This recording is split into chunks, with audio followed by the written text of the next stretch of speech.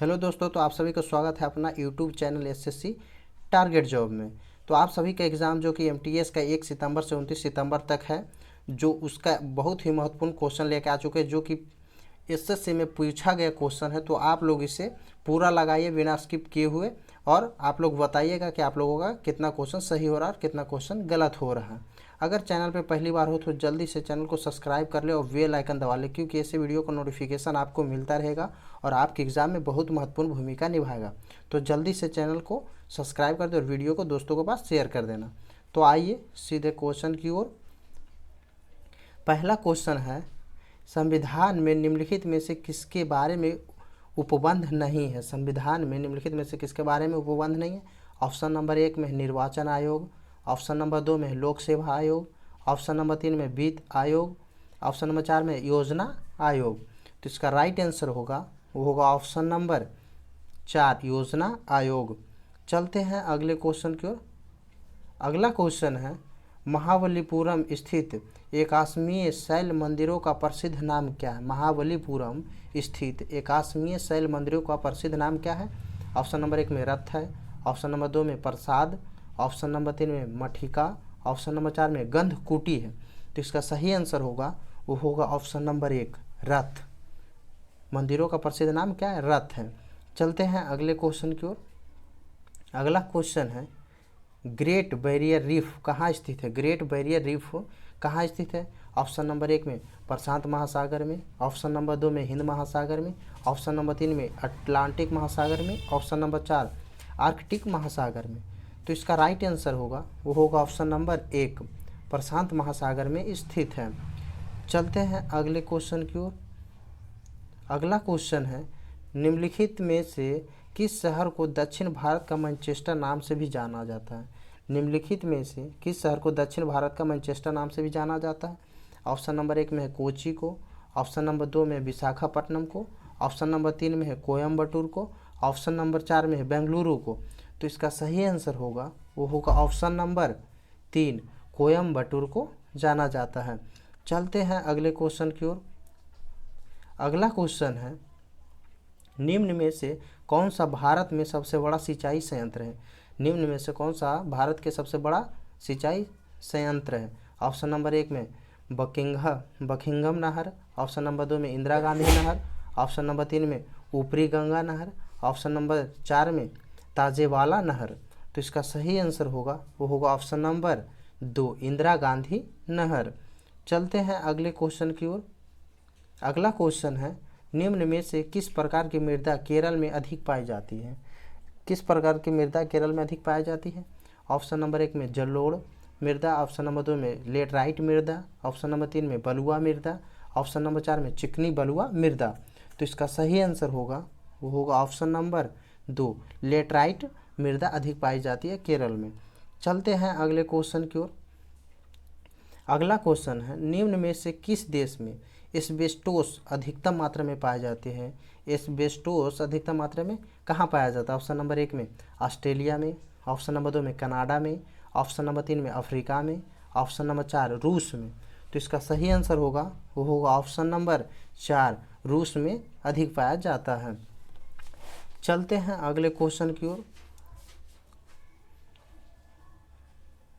अगला क्वेश्चन है, निम्न में से किस देश में हुए तख्त पलट के असफल प्रयास के बाद आपातकाल की घोषणा की गई। तख्त पलट के असफल प्रयास के बाद आपातकाल की घोषणा की गई। ऑप्शन नंबर 1 में तुर्की में, ऑप्शन नंबर 2 सीरिया में, ऑप्शन नंबर 3 सूडान में, ऑप्शन नंबर 4 ईरान में। तो इसका राइट आंसर होगा वो होगा ऑप्शन नंबर 1 तुर्की में हुआ था। चलते हैं अगले क्वेश्चन की ओर। अगला क्वेश्चन है, बेटन कप का संबंध निम्न में से किस खेल से है। बेटन कप का संबंध निम्न में से किस खेल से है। Option number 1 football, option number 2 hockey, option number 3 badminton, option number 4 cricket से। तो इसका सही आंसर होगा वो होगा ऑप्शन नंबर 2 हॉकी से संबंधित है। चलते हैं अगले क्वेश्चन की ओर। अगला क्वेश्चन है, सूर्य मंदिर निम्न में से किस राज्य में स्थित है। सूर्य मंदिर निम्न में से किस राज्य में स्थित है। Option number 1 Orissa, option number 2 Gujarat, option number 3 Karnataka, option number 4 Tamil Nadu. तो इसका राइट आंसर होगा वो होगा ऑप्शन नंबर 1 उड़ीसा राज्य में स्थित है। अगला क्वेश्चन है फीफा का मुख्यालय कहाँ है? फीफा का मुख्यालय कहाँ है? ऑप्शन नंबर 1 में है बर्लिन, ऑप्शन नंबर 2 में वियना, ऑप्शन नंबर 3 में है फ्रांस, ऑप्शन नंबर 4 में है ज्यूरिखा। तो इसका राइट आंसर होगा वो होगा ऑप्शन नंबर 4 ज्यूरिखा। फीफा का मुख्यालय कहाँ है? ज्यूरिखा में। चलते हैं अगले क्वेश्चन की ओर। अगला क्वेश्चन है इनमें से कौन सा राज्य उच्चतम साक्षरता दर वाला राज्य है? इनमें से कौन सा राज्य उच्चतम साक्षरता दर वाला है? ऑप्शन नंबर 1 में गोवा, ऑप्शन नंबर 2 में कर्नाटक, ऑप्शन नंबर 3 में मिजोरम, ऑप्शन नंबर 4 में हिमाचल प्रदेश। तो इसका सही आंसर होगा वो होगा ऑप्शन नंबर 3 मिजोरम। इसका सही आंसर होगा ऑप्शन नंबर 3 मिजोरम। चलते हैं अगले क्वेश्चन की ओर। अगला क्वेश्चन है विश्व में वायु प्रदूषण का सबसे बड़ा स्रोत है। विश्व में वायु प्रदूषण का सबसे बड़ा स्रोत है। ऑप्शन नंबर 1 में मोटर वाहन, ऑप्शन नंबर 2 में उद्योग, ऑप्शन नंबर 3 में घरेलू अपशिष्ट, ऑप्शन नंबर 4 में वायुयान। तो इसका सही आंसर होगा वो होगा ऑप्शन नंबर 1 मोटर वाहन। चलते हैं अगले क्वेश्चन की ओर। अगर आप लोग अभी तक चैनल को सब्सक्राइब नहीं किए हो तो जल्दी से चैनल को सब्सक्राइब कर दें और बेल आइकन दबा लें, क्योंकि ऐसे वीडियो का नोटिफिकेशन आपको मिलता रहेगा और आपके एग्ज़ाम में बहुत महत्वपूर्ण भूमिका निभाएगा। अगला क्वेश्चन है पानी का क्वथनांक निर्भर करता है। पानी का क्वथनांक निर्भर करता है वायुमंडलीय दाब पर, ऑप्शन नंबर 2 में आयतन पर, ऑप्शन नंबर 3 पर घनत्व पर, ऑप्शन नंबर 4 द्रव्यमान पर। तो इसका सही आंसर होगा वो होगा ऑप्शन नंबर 1 वायुमंडलीय दाब पर निर्भर करता है। चलते हैं अगले क्वेश्चन की ओर। अगला क्वेश्चन है इनमें से कौन से मरुस्थल में सबसे बड़ा स्वर्ण भंडारित है? इनमें से कौन सा मरुस्थल सबसे बड़ा स्वर्ण भंडारित है? ऑप्शन नंबर 1 में किजिल कुक मरुस्थल, ऑप्शन नंबर 2 में गोबी मरुस्थल, ऑप्शन नंबर 3 में मजोब मरुस्थल, ऑप्शन नंबर 4 में तनामी मरुस्थल। तो इसका सही आंसर होगा वो होगा ऑप्शन नंबर 2 गोबी मरुस्थल में सबसे बड़ा स्वर्ण भंडारित मरुस्थल है। चलते हैं और कहा जाए तो एशिया का सबसे बड़ा मरुस्थल भी गोबी मरुस्थल है। चलते हैं अगला क्वेश्चन की ओर। अगला क्वेश्चन है हिमालय को इस नाम से भी जाना जाता है। हिमालय को इनमें से किस नाम से जाना जाता है? ऑप्शन नंबर 1 में प्राचीन पर्वत, ऑप्शन नंबर 2 में मोड़दार पर्वत, ऑप्शन नंबर 3 में घाटी पर्वत, ऑप्शन नंबर 4 में हिंद पर्वत। तो इसका राइट आंसर होगा वो होगा ऑप्शन नंबर 2 मोड़दार पर्वत के नाम से जाना जाता है। चलते हैं अगले क्वेश्चन की ओर। अगला क्वेश्चन है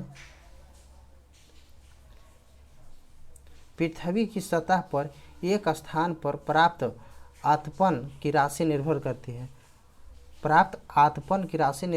है। ऑप्शन नंबर 1 में वहाँ के मौसम पर, ऑप्शन नंबर 2 में उस स्थान की देशांतर रेखा पर, ऑप्शन नंबर 3 में उसके अक्षांश पर, ऑप्शन नंबर 4 में उस स्थान की ऊंचाई पर।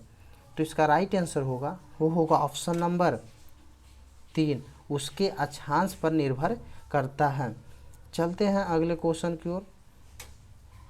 अगला क्वेश्चन है व्यावसायिक रूप से प्रयोग किया जाने वाला पहला कंप्यूटर था। व्यावसायिक रूप से प्रयोग किया जाने वाला पहला कंप्यूटर था मैनियाक, ऑप्शन नंबर 2 में एनियाक, ऑप्शन नंबर 3 में यूनिवैक, ऑप्शन नंबर 4 में एडसैक। तो इसका सही आंसर होगा वो होगा ऑप्शन नंबर 3 यूनिवैक। चलते हैं अगले क्वेश्चन की ओर। अगला क्वेश्चन है कौन सी नदी अमरकंटक के पठार से निकलती है? कौन सी नदी अमरकंटक के पठार से निकलती है? ऑप्शन नंबर 1 में नर्मदा नदी, ऑप्शन नंबर 2 में सोन नदी, ऑप्शन नंबर 3 में बेतवा नदी, ऑप्शन नंबर 4 में गोदावरी नदी। तो इसका सही आंसर होगा वो होगा ऑप्शन नंबर 1 नर्मदा नदी निकलती है। अमरकंटक के पठार से नर्मदा नदी निकलती है। चलते हैं अगले क्वेश्चन की ओर। अगला क्वेश्चन है थॉमस कप का संबंधित है। थॉमस कप किससे संबंधित है? ऑप्शन नंबर 1 में बिलियर्ड्स से, ऑप्शन नंबर 2 टेबल टेनिस से, ऑप्शन नंबर 3 लॉन टेनिस से, ऑप्शन नंबर 4 बैडमिंटन से। तो इसका सही आंसर होगा वो होगा ऑप्शन नंबर 4 बैडमिंटन से संबंधित है। चलते हैं अगले क्वेश्चन की ओर। अगला क्वेश्चन है भारी पानी में होता है, भारी पानी में क्या होता है? साबुन अच्छे झाग देते हैं। ऑप्शन नंबर 2 में साबुन अच्छे झाग नहीं देते हैं। ऑप्शन नंबर 3 में तेल और साबुन अच्छे झाग देते हैं। ऑप्शन नंबर 4 में क्रीम अच्छे झाग नहीं देते हैं। तो इसका सही आंसर होगा वो होगा ऑप्शन नंबर 2, साबुन अच्छे झाग नहीं देते हैं। चलते हैं अगले क्वेश्चन की ओर। अगला क्वेश्चन है विशिष्ट प्रतिरोध का मात्रक होता है, विशिष्ट प्रतिरोध का मात्रक होता है। ऑप्शन नंबर 1 में ओम मीटर, ओम गुने मीटर है। ऑप्शन नंबर 1 में ओम गुने मीटर। ऑप्शन नंबर 2 में ओम मीटर। ऑप्शन नंबर 3 ओम प्रति मीटर। ऑप्शन नंबर 4 में ओम मीटर। ऑप्शन नंबर 3 में ओम मीटर। ऑप्शन नंबर 4 में ओम। तो इसका सही आंसर होगा वो होगा ऑप्शन नंबर 1, ओम गुने मीटर। चलते हैं अगले क्वेश्चन की ओर। अगला क्वेश्चन है सेल के विभवांतर की इकाई है, सेल की विभवांतर की इकाई है जूल प्रति कूलम। ऑप्शन नंबर 2 में एम्पियर। ऑप्शन नंबर 3 में न्यूटन प्रति कूलम। ऑप्शन नंबर 4 में एम्पियर प्रति ओम। तो इसका सही आंसर होगा वो होगा ऑप्शन नंबर 1, जूल प्रति कूलम। चलते हैं अगले क्वेश्चन की ओर। अगला क्वेश्चन है तैरना न्यूटन के गति के किस नियम पर आधारित है? तैरना न्यूटन के गति के किस नियम पर आधारित है? ऑप्शन नंबर 1 में पहला। ऑप्शन नंबर 2 में दूसरा। ऑप्शन नंबर 3 में तीसरा। ऑप्शन नंबर 4 में कोई नहीं। तो इसका सही आंसर होगा वो होगा ऑप्शन नंबर 3, न्यूटन का गति का तीसरा नियम है तैरना। चलते हैं अगले क्वेश्चन की ओर। अगला क्वेश्चन है आकाश में बिजली चमकने का कारण है, आकाश में बिजली चमकने का कारण है। ऑप्शन नंबर 1 में है वायुमंडलीय दाब पर विद्युत विसर्जन। ऑप्शन नंबर 2 में है निर्वात में विद्युत विसर्जन। ऑप्शन नंबर 3 में है बादलों के टकराने से। ऑप्शन नंबर 4 दैव कोप से। तो इसका सही आंसर होगा वो होगा ऑप्शन नंबर 1, वायुमंडलीय दाब पर विद्युत विसर्जन। अगला क्वेश्चन है विद्युत तरंगों को ध्वनि तरंगों में बदलता है, विद्युत तरंगों को ध्वनि तरंगों में बदलता है। ऑप्शन नंबर 1 में डायनेमो। ऑप्शन नंबर 2 में माइक्रोफोन। ऑप्शन नंबर 3 में लाउड स्पीकर। ऑप्शन नंबर 4 में एम्पलीफायर। तो इसका सही आंसर होगा वो होगा ऑप्शन नंबर 3, लाउड स्पीकर। चलते हैं अगले क्वेश्चन की ओर। अगला क्वेश्चन है जब प्रकाश की किरण वायु से पानी में गमन करती है, जब प्रकाश की किरण वायु से पानी में गमन करती है तब यह अभिलंब की ओर झुक जाती है। ऑप्शन नंबर 2 में अभिलंब से परे हट जाती है। ऑप्शन नंबर 3 में विचलित नहीं होते हैं। ऑप्शन नंबर 4 में परावर्तित हो जाती है। तो इसका सही आंसर होगा वो होगा ऑप्शन नंबर 1, अभिलंब की ओर झुक जाती है। चलते हैं अगले क्वेश्चन की ओर। अगला क्वेश्चन है पानी के अंदर वायु का बुलबुला चमकता है, पानी के अंदर वायु का बुलबुला चमकता है, यह किस प्रक्रिया के कारण होता है? ऑप्शन नंबर 1 में विवर्तन। ऑप्शन नंबर 2 में व्यतिकरण। ऑप्शन नंबर 3 में विक्षेपण। ऑप्शन नंबर 4 में पूर्ण आंतरिक परावर्तन। तो इसका सही आंसर होगा वो होगा ऑप्शन नंबर 4, पूर्ण आंतरिक परावर्तन के कारण होता है। चलते हैं अगले क्वेश्चन की ओर। अगला क्वेश्चन है मनुष्य की आँख की फोकस होती है, मनुष्य की आँख की फोकस होती है। ऑप्शन नंबर 1 नेत्र लेंस की गति द्वारा। ऑप्शन नंबर 2 में रेटिना की गति द्वारा। ऑप्शन नंबर 3 में नेत्र लेंस की उतालता में परिवर्तन द्वारा। ऑप्शन नंबर 4 में नेत्र द्रव्य के अपवर्तनांक में परिवर्तन द्वारा। तो इसका सही आंसर होगा वो होगा ऑप्शन नंबर 3, नेत्र लेंस की उतालता में परिवर्तन के द्वारा होता है। चलते हैं अगले क्वेश्चन की ओर। अगर आप लोग अभी तक चैनल को सब्सक्राइब नहीं किए हो तो जल्दी से चैनल को सब्सक्राइब कर दो और बेल आइकन दबा लें, क्योंकि ऐसे वीडियो का नोटिफिकेशन आपको मिलता रहेगा और आपके एग्जाम में बहुत महत्वपूर्ण भूमिका निभाएगा। तो अगला क्वेश्चन है सूर्य का ताप ज्ञात करने के लिए प्रयोग करते हैं, सूर्य का ताप ज्ञात करने के लिए प्रयोग करते हैं बीन के विस्थापन नियम का। ऑप्शन नंबर 2 कैपलर के गति के नियम को। ऑप्शन नंबर 3 न्यूटन के शीतलीकरण के नियम का। ऑप्शन नंबर 4 कूलॉम के नियम का। तो इसका सही आंसर होगा वो होगा ऑप्शन नंबर 1, बीन के विस्थापन नियम का। चलते हैं अगले क्वेश्चन की ओर।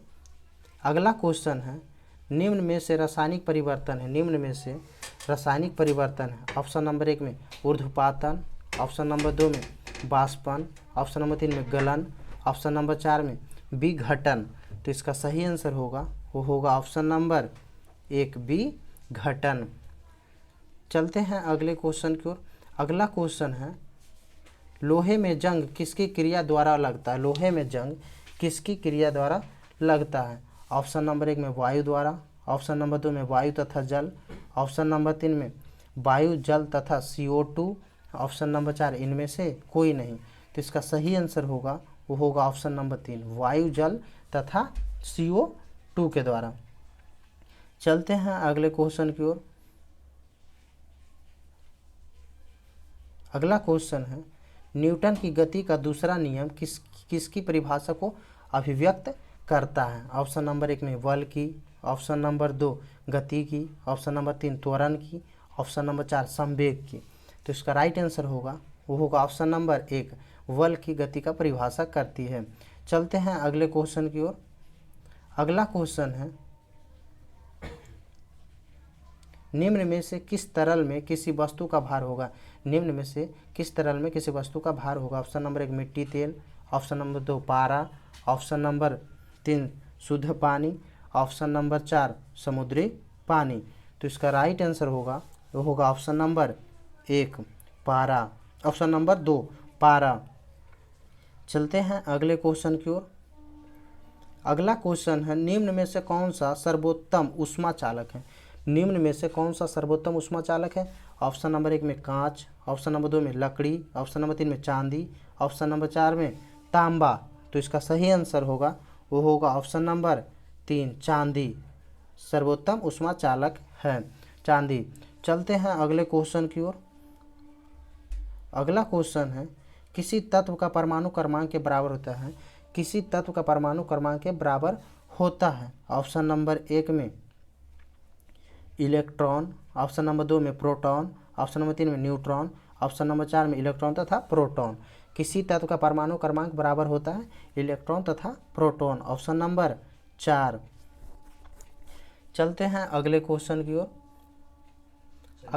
अगला क्वेश्चन है निम्न में किस धातु का संक्षारण नहीं होता, निम्न में से किस धातु का संक्षारण नहीं होता। ऑप्शन नंबर 1 में Fe, ऑप्शन नंबर 2 में Cu, ऑप्शन नंबर 3 में Au, ऑप्शन नंबर 4 में Ag। तो इसका सही आंसर होगा वो होगा ऑप्शन नंबर 3 Au का संक्षारण नहीं होता है। चलते हैं अगले क्वेश्चन की ओर। अगला क्वेश्चन है प्रोटॉन है, प्रोटॉन है ऑप्शन नंबर 1 में आयनीकृत हाइड्रोजन अणु, ऑप्शन नंबर 2 में हाइड्रोजन परमाणु का नाभिक, ऑप्शन नंबर 3 में हल्की हवा का नाभिक, ऑप्शन नंबर 4 में भारी गैस का नाभिक। तो इसका सही आंसर होगा वो होगा ऑप्शन नंबर 2 हाइड्रोजन परमाणु का नाभिक है। चलते हैं अगले क्वेश्चन की ओर। अगला क्वेश्चन है सोना एक आदर्श धातु है क्योंकि, सोना एक आदर्श धातु है क्योंकि। ऑप्शन नंबर 1 में यह महंगी है, ऑप्शन नंबर 2 में इसके गहने बनते हैं, ऑप्शन नंबर 3 में यह कम क्रियाशील है, ऑप्शन नंबर 4 में यह धन विनिमय का साधन है। तो यह इसका सही आंसर होगा वो होगा ऑप्शन नंबर 3 यह कम क्रियाशील है। चलते हैं अगले क्वेश्चन की ओर। अगला क्वेश्चन है जैसे ही एक खाली बर्तन जल से भर जाता है उसकी आवृत्ति क्या होता है, बढ़ती है, ऑप्शन नंबर 2 में घटती है, ऑप्शन नंबर 3 में वही रहती है, ऑप्शन नंबर 4 में इनमें से कोई नहीं। तो इसका सही आंसर होगा ऑप्शन नंबर 1 बढ़ जाती है। खाली बर्तन में जब जल भरा जाता है तो उसकी आवृत्ति बढ़ जाती है। चलते हैं अगले क्वेश्चन की ओर। अगला क्वेश्चन है एक समान वृत्तीय गति में वेग व त्वरण स्थिर होते हैं, ऑप्शन नंबर 2 में त्वरण व चाल स्थिर होते हैं, ऑप्शन नंबर 3 में त्वरण व वेग परिवर्तित होते हैं, ऑप्शन नंबर 4 में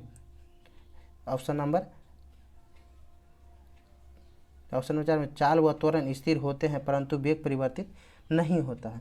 तो इसका सही आंसर होगा वो होगा ऑप्शन नंबर 3 त्वरण व वेग परिवर्तित होते हैं।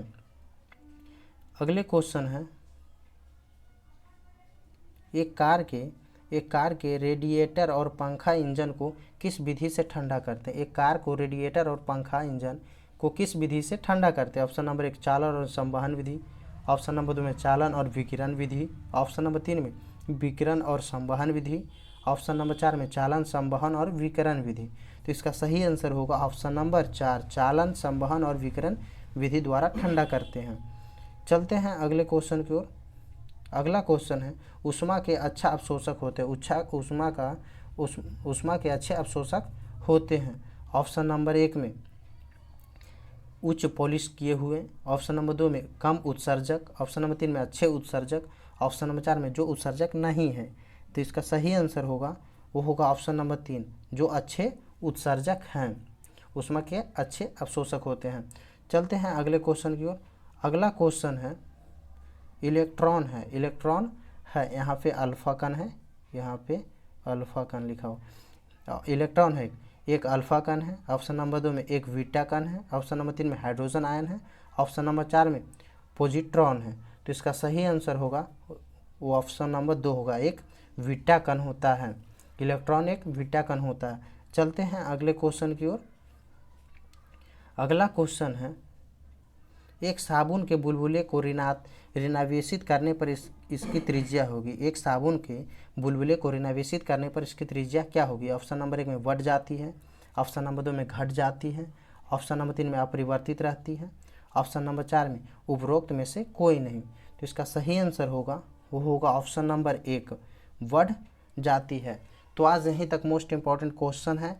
मिलेंगे अगले दिन न्यू क्वेश्चन और न्यू वीडियो के साथ। तो अगर आप लोग अभी तक चैनल को सब्सक्राइब नहीं किए तो जल्दी से चैनल को सब्सक्राइब कर लेना और बेल आइकन दबा लेना, क्योंकि ऐसे वीडियो का नोटिफिकेशन आपको जल्दी जाएगा और आपके एग्जाम में बहुत महत्वपूर्ण भूमिका निभाएगा। तो मिलेंगे अगले दिन, जब तक के लिए जय हिंद।